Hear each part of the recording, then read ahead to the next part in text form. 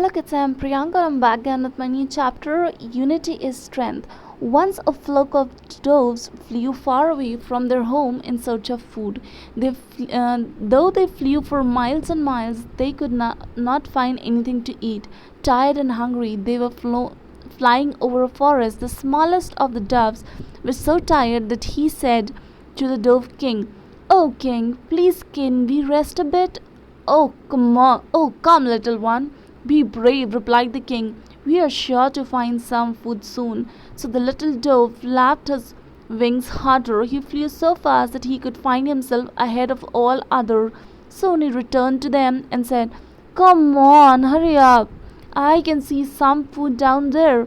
The dove looked down and there they saw some rice scattered on the ground just below a big banyan tree.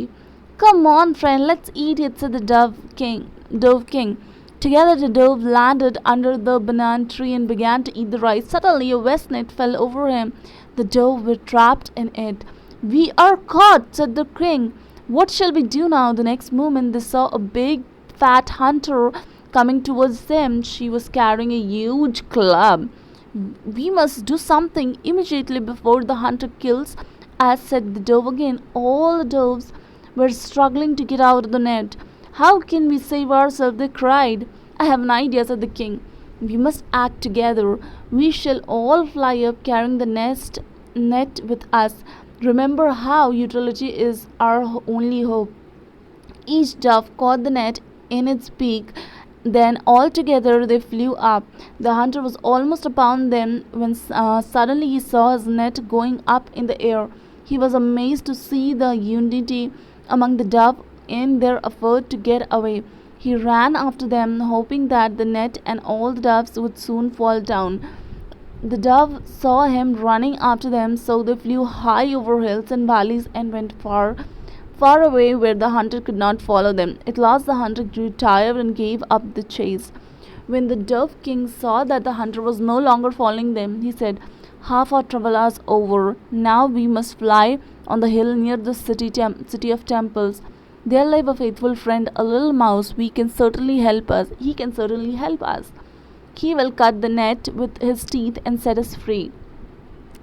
"Yes, yes, let us go to the city of temple," said all the doves in a chorus, and all of them flew. Soon they reached the place where the mouse lived. When the mouse heard the loud noise made by flapping of wings, he was frightened and hid himself as far in the end of his house. But the dove king called out to him softly and said that he had come to ask for his help.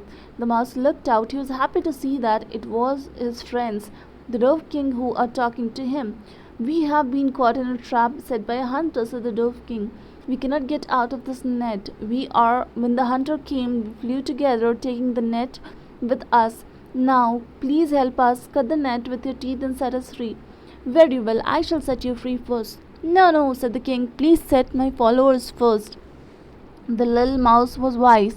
He understood the feeling of the king towards his subjects, so he began to get the rest of the net by one. All the doves were set free, and then at last the dove king was also set free. All the doves were grateful to the little mouse for saving them. With a loud flapping of wings, they rose in the air and flew away. Thank you.